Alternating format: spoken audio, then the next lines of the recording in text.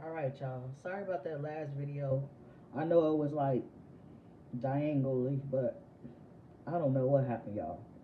But anyway, let's get to the Fool card. So, the Fool card, of course, the air sign. A lot of people probably associate the Fool with the sign of Aquarius. Now, the Tarot deck starts off with the Fool because regardless of when you play a Fool, it's a guarantee that in this journey, the Fool will always be played. Okay? So I'm gonna go ahead and read this. These are my little notes y'all see I highlighted, or I probably just, jotted some down so I can have it in my memory when I might want to come refresh or I'm doing a reading or something. Anyway, the Fool stands at the beginning of every story. He is filled with energy and enthusiasm, excited to take his first step into any new adventure. His personality is flamboyant and uncompromising, youthful and innocent. Though he might not always know where he is headed, he is eager to get there all the same.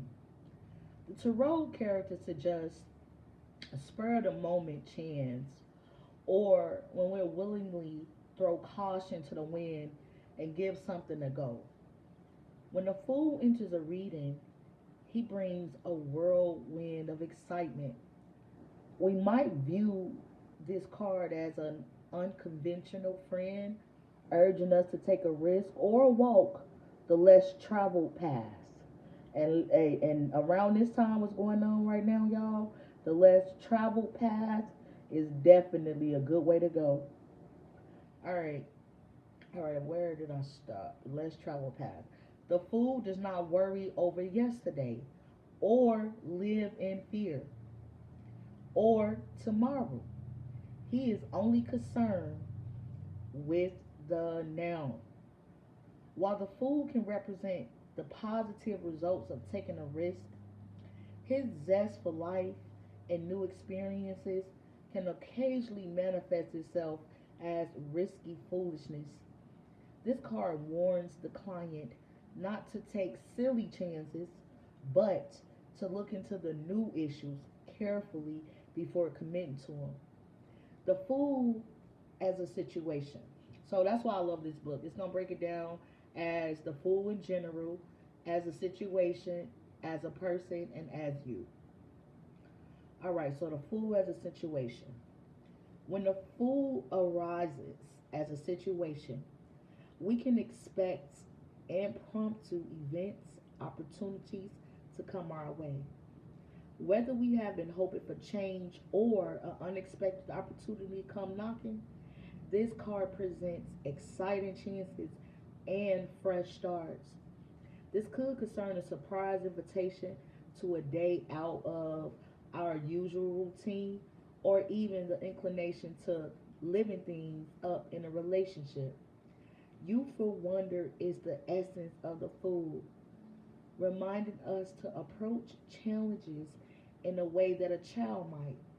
While fear and insecurity could be a part in decisions made at this time, we also are reminded to reconnect with playful and what? Innocent side, y'all. So the Fool card is just like a child energy. The Fool card is all about not knowing the headache or the pain of living a day-to-day life. All right. Young and inexperienced people will often feel fear but take a challenge anyway. And this is the true nature of the Fool. So now I'm going to break it down in the book as it says the Fool as a person. When the Fool arises as a person, we encounter someone who finds commitment and conformity difficult. As a free spirit, the Fool is motivated by how they feel in the moment and is unlikely to be swayed by rules and regulations. Instead, rules or regulations or the making of plans. This is not someone who wishes to be tied down, but instead enjoys the freedom of spontaneity and living day to day. All right. Though the person represented by the Fool has an inherited youth energy, the card needed not describe someone who's actually younger in years. So just because it's a youth card, it doesn't always mean somebody young. They could be young at heart, young at spirit, so to speak. This card could describe someone who is young at heart, or even a person whom others is having a midlife crisis. Generally, people depict the Fool are fun to be around. In a relationship, their changeable and impulsive nature can be exciting, since each day will likely be different. For those seeking a committed and practical partner, however, the people described by the Fool might not wish to settle down just yet, and their unpredictable nature could be tiresome. So the only thing about the Fool card, yes, it's young, yes, it's innocent. It's a highlight right here in the keywords that I always look at as an overall, I say generic kind of view because it's so much deeper.